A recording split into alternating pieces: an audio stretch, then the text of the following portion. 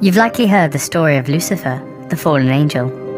According to Christian legend, Lucifer was the most senior and most beautiful angel in God's heavenly court. He wanted to be more powerful than God and rebelled along with some other corrupted angels.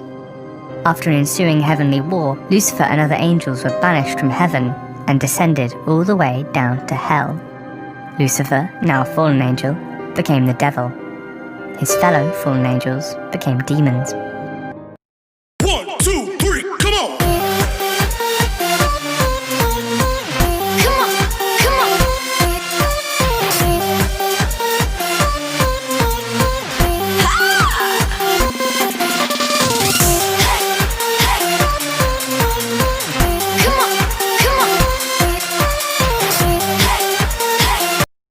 The story you've just heard is not in the Bible. Well, at least not in the way it's often told. The real origin of Lucifer is a lot more interesting. It's actually one of misinformation, conflation, and one very curious mistranslation. Let me explain. Before we get into wars in heaven, fallen angels and hellfire, let's start with his name, Lucifer. It's just one of many names used for the devil, like Satan and the beast. And those names are used quite a lot of times in the Bible, but only once is the name Lucifer ever mentioned, and that's in the Old Testament's book of Isaiah. In chapter 14, verse 12 of the book, the prophet Isaiah says this: "How you are fallen from heaven, O Lucifer, son of the morning! How you are cut down to the ground, you who weakened the nations!" Even though the name Lucifer is mentioned, this taunting remark is actually directed towards the arrogant king of Babylon, whose kingdom had just been destroyed. Isaiah is basically teasing him for it. So, "How you fallen, O Lucifer, son of the morning," kind of just means, "King of Babylon, oh look how the mighty have fallen." But why did Isaiah need to call him Lucifer?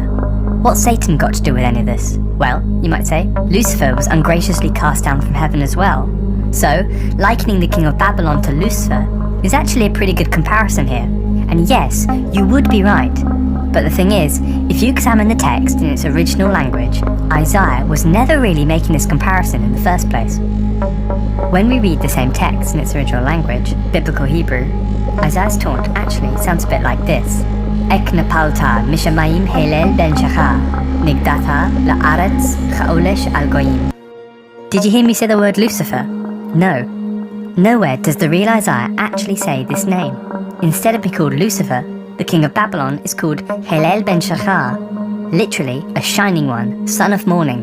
In Hebrew, a shining one, son of morning, does not refer to Satan or the devil, but a planet, the planet Venus, otherwise known as the morning star.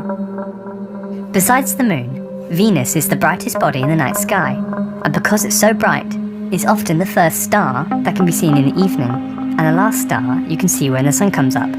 Hence the name, the morning star, or in Hebrew, shining one, son of morning, Helel ben Shachar. So back to Isaiah's taunt about the morning star, and it all begins to make sense if applied to the planet Venus. By describing the king of Babylon as, "O shining one, son of morning," Isaiah is likening the king's epic fall from grace to the movement of the morning star, which every morning appears to fall from the sky into the underworld. In the Sumerian religions of ancient Iraq, the goddess Inanna was associated with the planet Venus. There are several hymns of praise to Inanna in her role as the goddess of the planet, but a particularly famous hymn, Inanna's Descent to the Underworld, describes how, unlike any other deity, Inanna is able to fall from heaven, descend into the netherworld, and rise back the next day, just like the planet Venus does every dusk and dawn. We've established that Isaiah is actually talking about the movements of the morning star, the planet Venus. But how on earth did it become Lucifer? Well, once the Bible was translated to Latin by early Christians, they came across Isaiah 14:12 and translated the Hebrew word for morning star into their own word for morning star, Lucifer. Lucifer is a Latin word for morning star, with the word literally translating to light bringer. In Greco-Roman myth, the morning star was often personified and considered a god, and in some myths, considered to be the son of Aurora, the dawn. How did the morning star, Lucifer, aka Venus, turn so evil, and where do the fallen angels come in? To thank for that, you have the book of Enoch. It's an apocryphal biblical text written around 300 to 200 BCE, and it didn't quite make it into the final cut of the Bible. but was incredibly popular in Second Temple Judaism. In the Book of Enoch, there's a chapter called the Book of Watchers. And in this chapter, we have the Watchers, who were dispatched to Earth to watch over humanity. But they did a terrible, terrible job, and they soon began to lust for human women, and, led by their leader Samyaza, all started to defect from God's command, and began to procreate among human women. The offspring are called the Nephilim, or giants, who pillaged the earth and endangered humanity. Samyaza and his fallen angel cronies also began to teach the humans certain forbidden arts, like weaponry, cosmetics, mirrors, sorcery, and other hidden secrets. Meanwhile, God's looking down in anger and disbelief, so allows a great flood to rid the earth of the corrupted humankind and those Nephilim, but first warning Noah to build his ark, as described in the book of Genesis. Afterwards, he gets his loyal angels to punish the fallen Watchers, including their evil leader, Samyaza. Remember, none of this is actually canon for mainstream Christianity or Judaism. It's labelled as an apocryphal book.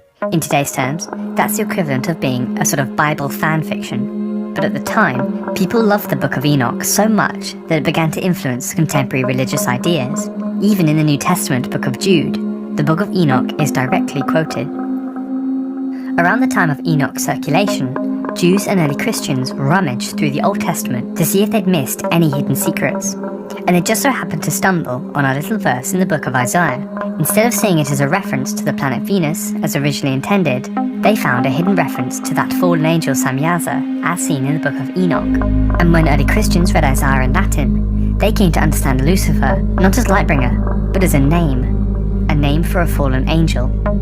And so, Lucifer, the name for the fallen angel, finally stuck, and was added to a growing number of names used for the devil, such as Satan, the Beast, Beelzebub, and so on. Now each one of those names have their own fascinating origins. Taken by pride. This is the vice that leads to arrogance, vanity, and endless haughtiness. Pride was one of the 7 deadly sins. The proud Lucifer considered himself to be so perfect that he decided to create his own throne, placed even above God, since he wished to be like God. Lucifer, the fallen angel, rejected God's grace, and therefore will spend eternity trying to destroy his work.